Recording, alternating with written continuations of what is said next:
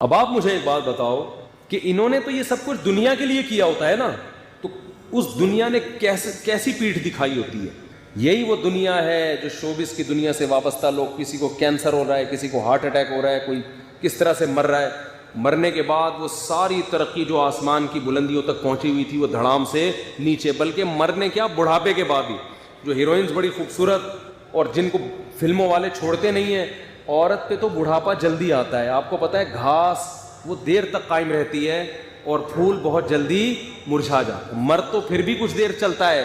جو لڑکیاں شوبز کی دنیا سے وابستہ ہیں بہت جلد ان میں اٹریکشن ختم ہوتی ہے اور ان کو ایسے مسترد کر دیا جاتا ہے جیسے ٹیشو پیپر جو ہے نا، استعمال سے پہلے کتنا اچھا اور استعمال کے باہر کہاں پھینکا جاتا ہے، ردی کی ٹوکری میں۔ اور آپ ان کی عزت دیکھ رہے ہوتے اسٹیج پہ، ان کو پرانے بوڑھے اداکاروں کو بھی بلایا جا رہا ہے، ان کو ایوارڈ دیا جا رہا ہے۔ بھائی یہ 5 منٹ کی عزت ہو رہی ہے ان کی، بس اس کے بعد ان کو کوئی بھی نہیں۔ یہ ٹی وی کی اسکرین کے سامنے 10 منٹ کی، باقی کوئی نہیں پوچھنے والا ہوتا گھر میں۔ لیکن اس میں اتنا اچھا کلچر دکھایا جاتا تھا، اتنا باپ کا احترام، ماں کا احترام، میاں بیوی کے رشتے کو اتنا اچھا دکھایا جاتا تھا کہ فیملی سسٹم اور مضبوط ہوتا تھا۔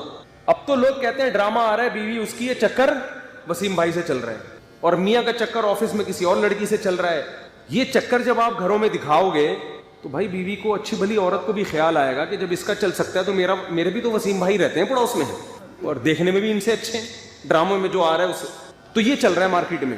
تو میں اپنے زمانے کے جو اداکار ہیں نا، جو ہم بچپن میں اللہ معاف فرمائے توبہ کر لی تھی، اس وقت بھی ابا کی طرف سے اجازت نہیں تھی، چھپ چھپا کے دیکھ لیا کرتے تھے، لیکن پھر توبہ بھی کر لی الحمدللہ۔ تو وہ میں ایکٹر کبھی کبھار یوٹیوب پہ دیکھتا ہوں اب کیسے لگ رہے ہیں وہ، اس زمانے کی ہیروئنیں اور اس زمانے کے ہیرو۔ ایک دفعہ میں نے اپنے گھر والوں کو بٹھایا، میں نے کہا ہمارے زمانے کی ہیروئن تھی، اب دیکھ رہے ہیں۔ میں نے کہا عبرت، مجھے پتا ہے اب وہ خوبصورت نہیں ہوگی، عبرت کے لیے دیکھ رہا ہوں۔ تو میں نے گھر والوں کو کہا کہ اس کا نام مجھے یاد نہیں، وہ خیر سرچ کر کے نکالا، دیکھا، اللہ کی پناہ کیا انسان کا کباڑا ہوتا ہے یار بڑھاپے میں۔ میں نے کہا یہ وہ ہیرو ہیروئن ہے جن پہ ہم مرتے تھے یار، کیا ہینڈسم۔ اب دیکھو جھریاں، استری سے بھی یہ جھریاں ٹھیک نہیں ہوں گی۔ اب استری بھی کر لو گے تو آپ پلاسٹک سرجری کر کے تھک جاؤ، مگر یہ جھریاں ٹھیک ہونے والی نہیں۔ اب کوئی نہیں پوچھتا ان کو شوبز کی دنیا میں۔ اللہ کے بندوں وقت پہ شادی کر کے بچے پیدا کر لیتے، ان کو دین سکھاتے، اسلام سکھاتے، آج وہ تمہیں اتنی، ہم تو اپنی بوڑھی والدہ کو جانتے تھے، ماں جتنی بوڑھی ہو اتنی اچھی لگتی ہے کہ نہیں لگتی؟ ہمیں تو جب ہماری والدہ کی عمر زیادہ نہیں تھی اس وقت بھی محبت تھی، لیکن جب جیسے زیادہ بوڑھی ہوئی ہیں اس وقت تو ایسی محبت ہو گئی بھائی، اس وقت تو والدہ کے بغیر رہنا ممکن نہیں رہا، باریاں لگتی تھیں۔ سعودی عرب میں کیس آیا عدالت میں، سعودی عرب میں 2 بھائیوں نے اتنی لڑائی کی ہے کہ عدالت پہنچ گئے۔ ایک کہہ رہا تھا میری بوڑھی ماں میرے ساتھ رہے گی، دوسرا کہہ رہا تھا میرے ساتھ، اور ڈر تھا کہ ایک دوسرے کو جان سے نہ مار دیں۔ ہر آدمی چاہ رہا ہے ماں میرے ساتھ رہے۔ عدالت نے فیصلہ سنایا 6 مہینے اس کے ساتھ اور 6 مہینے اس کے ساتھ۔ جب مذہب سکھاؤ گے نا گھر میں عزت ہوگی، اور جب بچوں کو ڈراموں فلموں میں لگاؤ گے، بچے ایکٹر تو اچھے بن جائیں گے، ڈانسر اچھے بن جائیں گے، اچھے سنگر بن جائیں گے۔ شوہر ہے تو اچھا شوہر نہیں بنے گا، بیوی ہے تو اچھی بیوی نہیں بنے گی، اولاد ہے تو اچھی اولاد نہیں بنے گی، باپ ہے تو اچھا باپ نہیں بنے گا۔ وہ سمجھ میں آ رہی ہے بات کہ نہیں آ رہی ہے؟ جتنے مشہور لوگ ہوتے ہیں آپ ان سے پوچھو ان کی بیویوں سے، کیا یہ اچھا شوہر بھی ہے؟ کیا یہ تمہاری اولاد تمہارا اکرام کرتی ہے؟ نہیں کرتی، الا ماشاء اللہ، اللہ کسی ایک کو نواز دیں۔ تو اس لیے عبرت حاصل کرنی چاہیے۔ لکنھا خلۃ قد سیق من دمھا، یہ دنیا ایسی بے وفا ہے 2 منٹ میں منہ موڑتی ہے۔ تو بھائی اللہ سے لا لگاؤ، تمہیں گھر میں بیوی سے بھی عزت ملے گی، اولاد سے بھی عزت ملے گی۔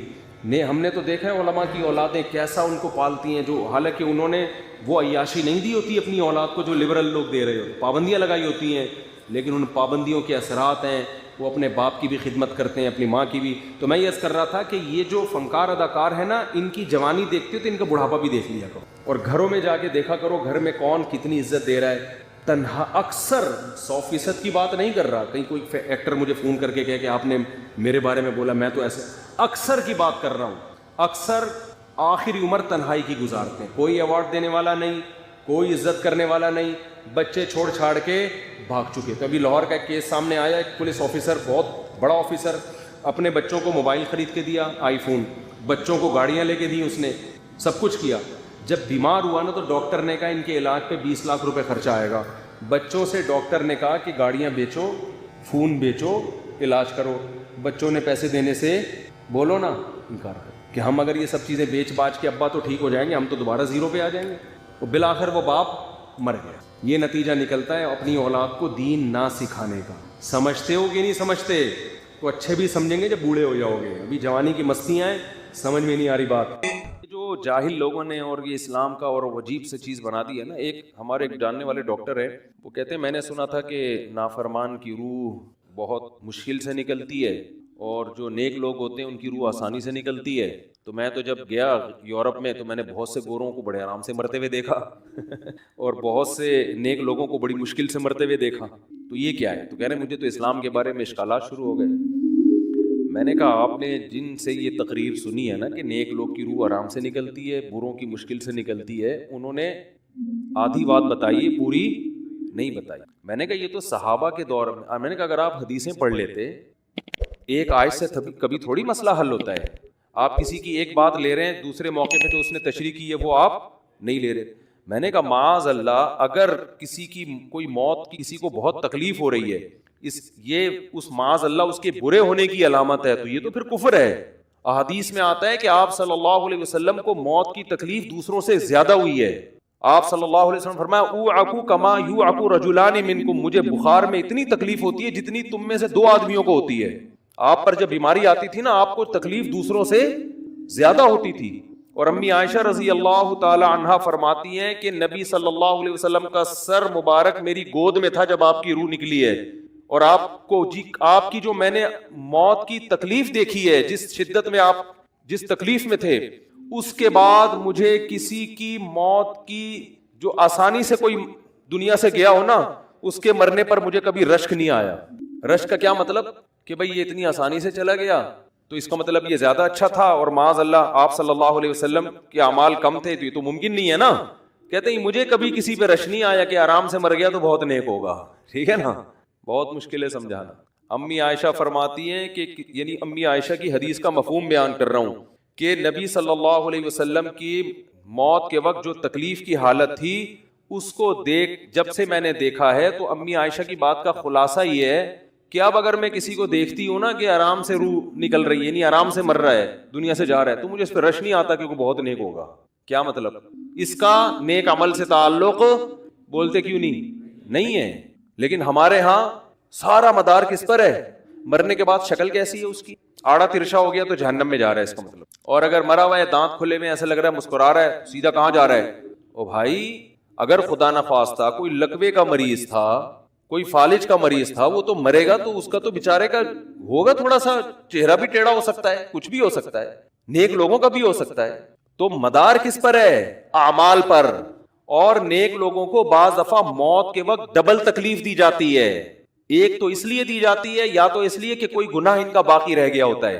اللہ کیا کہتے ہیں بھائی, قبر میں جانے سے پہلے اس کو ہمارے پاس دھلا کے لے کے آؤ, صاف ستھرا ہو کے. اب ہمارے پاس آ رہا ہے تو اب ہم نہیں چاہتے کہ اس کے گناہوں کی گٹھری ہو, اس کو پاک صاف کر کے لے. میں نے بڑے بڑے بزرگ دیکھے جن کو آخری وقت میں بہت مصیبت میں گزری ان کی, یعنی زندگی کے آخری ایام, بیٹیوں کی ٹینشن, کسی بیٹی کو طلاق ہو گئی, وہ گھر آ گئی, کوئی اور مسئلہ ہو گیا, تو بڑی ٹینشن میں آخری وقت. لیکن وہ زبان سے کیا کہتے تھے؟ شکر. کیا شاید اللہ تعالیٰ ہمارے گناہوں کو معاف کرنا چاہتا. اولاد کی حدیث میں آتا ہے کہ انسان کو اس کی گھر والی کی طرف سے, اس کی اولاد کی طرف سے, اس کے جسم کی طرف سے تکلیفیں پہنچتی رہتی ہیں اور اس کے گناہ معاف ہوتے رہتے ہیں, حتی لقی اللہ طاہرا مطہرا, جب اللہ کے پاس آتا ہے نیٹ کلین, بالکل گناہوں سے پاک صاف ہو گیا. لیکن یہ تکلیف ہوتی ہے جس میں صبر کی توفیق بھی ملتی ہے, کیونکہ اللہ دے رہا ہے نا تکلیف, اور اللہ سزا کے طور پہ نہیں بلکہ کفارے کے طور پہ, تاکہ ہمارے پاس آئے تو صاف ستھرا ہو گئے. تو اس تکلیف میں پھر صبر کی توفیق, اس لیے علماء کہتے ہیں جس تکلیف میں صبر کی توفیق مل رہی ہے سمجھ لو یہ رحمت ہے. یہ کیا ہے؟ رحمت. یہ اللہ آپ کو بنانا چاہ رہا ہے کچھ. اب لوگ کہتے ہیں یہ والی تکلیف کیوں, وہ والی کیوں نہیں آئی, یہ تو بہت زیادہ ہو گئی. تو بھائی اللہ سے کوئی نہیں لڑ سکتا, وہ جو دے رہا ہے وہ اس پہ صبر کرو. اسی کو کہتے ہیں تقدیر پر رضا. جو اللہ نے مقدر کیا ہے اب اس پہ کیا ہے, کوشش کریں گے اللہ سے عافیت مانگیں, اے اللہ ہمیں تکلیفیں نہیں چاہیے, ہم تو ویسے ہی کمزور ہیں, ایسا نہ ہو تکلیف میں اور یا نافرمانی پہ نہ آ جائیں, ہمیں تو خوشیوں بھری زندگی چاہیے, اور اللہ ان خوشیوں میں شکر کی توفیق دے کے گناہ معاف کر دے. ٹھیک ہے نا. جیسے لوگ حکیم کے پاس جاتے ہیں, حکیم صاحب کے پاس 2 طریقے ہوتے ہیں علاج کے. ایک طریقہ تو یہ کہ بھائی یہ کڑوی گولی ہے, 2-3 کھاؤ گے فٹ فاٹ ہو جاؤ گے, اس میں یہ بھی پرہیز, یہ بھی پرہیز, یہ بھی پرہیز, اور ایک طریقہ ہوتا ہے بھائی دودھ جلیبی کھاؤ، علاج لمبا ہو جائے گا، لیکن وہ دوا میں کیا ہے؟ دودھ جلیبی. تو آپ کہتے ہو بھائی یہ دودھ جلیبی والا مجھے دے دو، ٹھیک ہے لمبا علاج کروا لوں گا، فائدہ دیر سے ہوگا، لیکن میں یہ کریلے کا جوس نہیں پی سکتا. تو ہم نالائق لوگ ہیں. شکر سے بھی انسان کے ترقی ہوتی ہے، تو اللہ سے یہی مانگنا چاہیے اللہ ہمیں نعمتیں دے، تکلیفوں سے بچا اور شکر کی توفیق دے تاکہ ہمارے درجات بلند ہو. شکر کے بھی تو بڑے فضائل ہیں نا. تو مانگنے تو کیونکہ عبدیت اور غلامی کا تقاضا یہ ہے کہ اللہ سے عافیت مانگی ہے، لیکن اللہ تکلیف دے دے تو اس پہ صبر. تو ہمارے نبی صلی اللہ علیہ وسلم کو ہاں یا تو اس لیے تکلیف ہوتی ہے گناہ معاف، یا اس لیے کہ درجات بلند. اللہ چاہتا ہے کہ بھئی یہ دنیا آزمائش کی جگہ ہے، جب آخرت میں آنا تو اتنا تجھے نوازوں. تو ہمارے نبی صلی اللہ علیہ وسلم جنت میں آخرت میں سب سے اعلیٰ مقام کس کا ہوگا؟ سید الانبیاء محمد صلی اللہ علیہ وسلم، حضرت آدم سے بھی زیادہ، نوح علیہ السلام سے بھی زیادہ.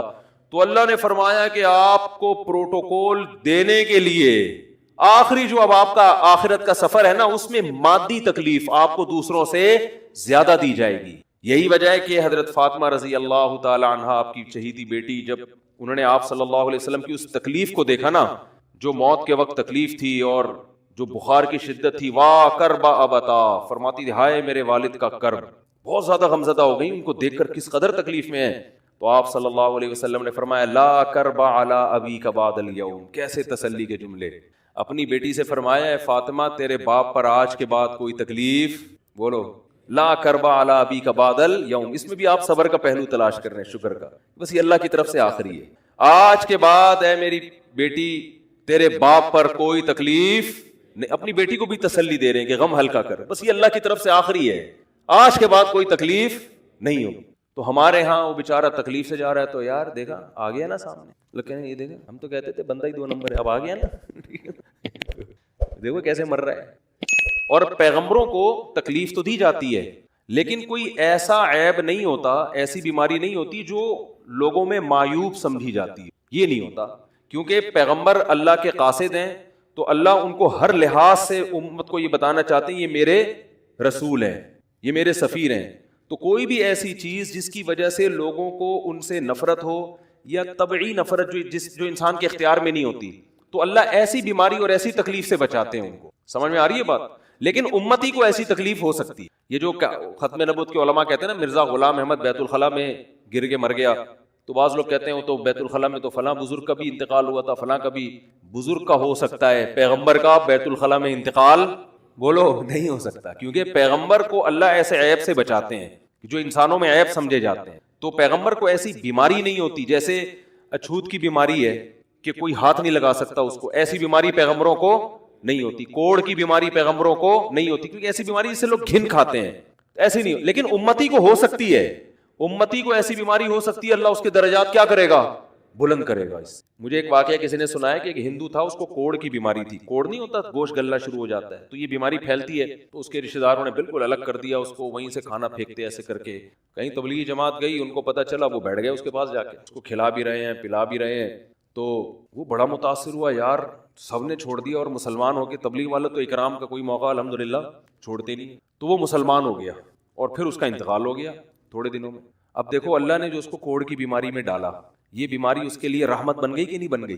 تو کفر کی حالت میں کوئی اچھا کام کیا ہوگا اس نے، اس کے بدلے میں اللہ نے اس کو کیا دے دیا؟ کوڑ کی بیماری. اب دنیا کہے گی یار عام کافر جو اچھے کام نہیں کرتے وہ تو فٹ فاٹ گھوم رہے ہیں، اور یہ تھوڑا بہت خیال کرتا تھا، اس کو اللہ نے کیا دے دیا؟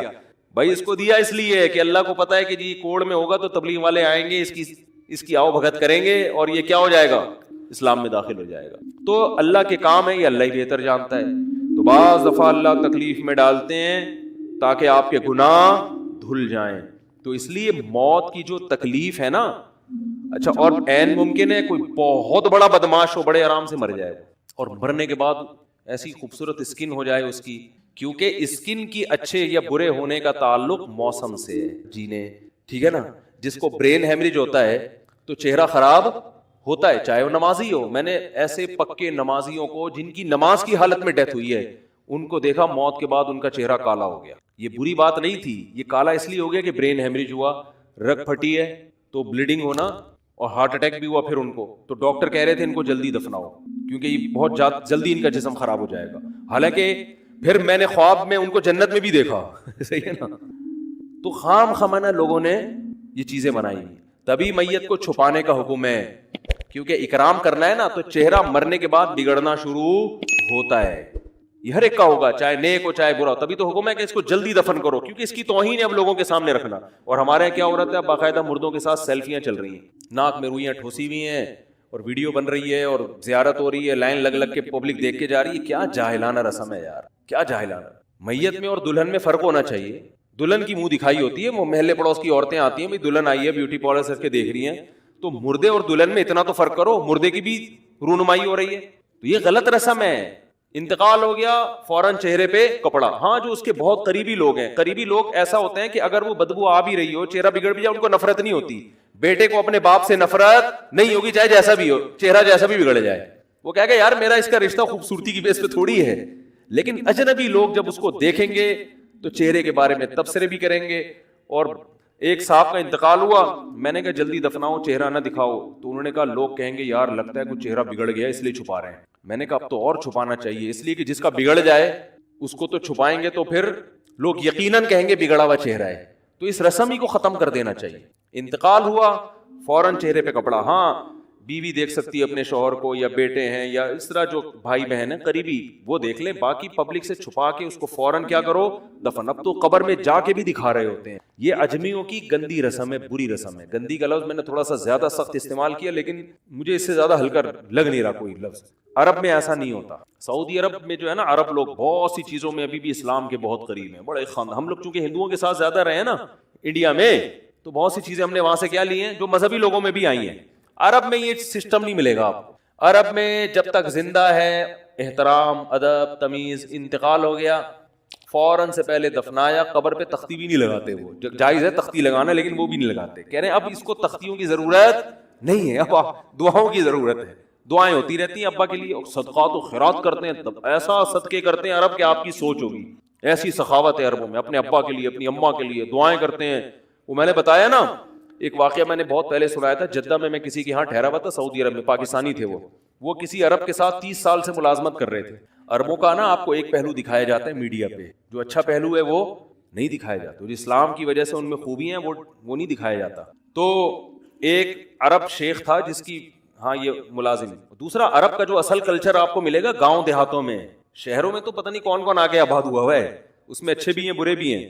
کہہ رہے ہیں میں نے دیکھا کہ وہ ایک عرب شیخ اپنی فیکٹری سے نکلا, میں تو ایک بھکاری آیا, اس نے اللہ کے نام پہ کچھ مانگا. اس کے پاس پتہ نہیں تنخواہ بانٹنے نکل رہا تھا کیا نکل رہا تھا, اس کے پاس بہت سارے پیسے تھے ریال, تو اس نے اس کو بھکاری کو دے دیے. بھکاری کو جیسے ہی دیے, بھکاری نے, اچھا یہ عرب بھی 80 سال کا بڈھا, تو اس بھکاری نے اس کے عربی کے ماں باپ کو دعائیں دینا شروع دل سے نا, وہ پاکستانی تھا, وہ بڑا ڈیڑھ ہوشیار, دعائیں دی, اللہ کرے تمہارے ابا کی مغفرت ہو جائے, اللہ کرے. تو وہ عرب کو اتنا اچھا لگا, اس نے اور دے دی. پھر وہ شروع ہو گیا, تو اللہ کرے تمہارے ابا وہ پھر اور دے دی. کہہ رہے اتنے پیسے اس بھکاری کو دے دیے. میں نے کہا یار یہ تو لاکھوں پتی بن گیا ہے, سارے پیسے ختم ہو گئے اس کے پاس, اور وہ گھنا دعائیں دیتا جا رہا ہے. وہ جو گھنا تھا نا وہ کیا کر رہا ہے, وہ بھی گھنا بن کے طبیعت سے دعائیں دے رہا ہے. وہ رونا بھی آ جاتا ہے پاکستانیوں کو, آپ کو پتا ہے.